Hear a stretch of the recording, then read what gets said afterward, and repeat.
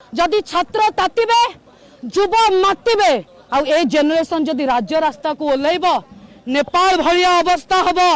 Gen Z ठीक कहले madam, किंतु आम जेनजी माने सोशल मीडिया फुर्सत पाइले तो तापर की हम मांडू पशिले विभिन्न एटा तो गोटे मजा कथा होगला।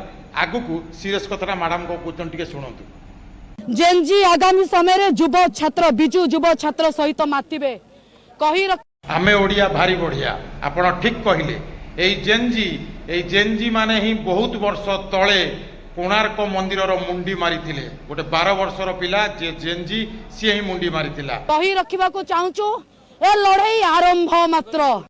सभापति मैडम ठीक कहले जेनजी माने आंदोलन करथिले बोली ओडिशा रे 24 वर्षर शासन पर वर्तमान गोटे 1.5 वर्षर शिशु अवस्था रे वर्तमान सरकार अछि।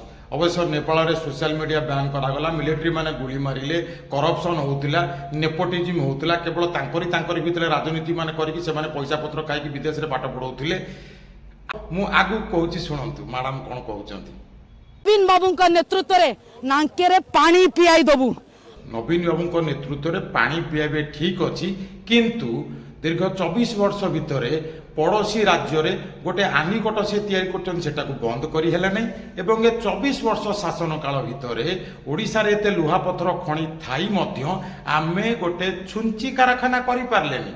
आगु कहू आज सेठी हमको कोषपूर्ति के दाह करने को सरकार दलाल माने हमको रोकिले। मैडम कहले सरकार दलाल हमको अटके देले।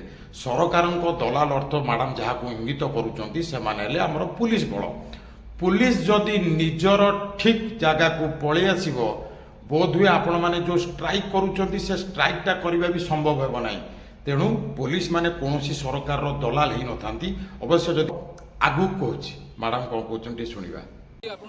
आज आम सेक्रेटारिएट पादे पूर्व रही एटा मात्र ट्रेलर मुवी रे सेक्रेटारिएट भितर पशिबू सरकार को आंठेबू एटा हमर टार्गेट।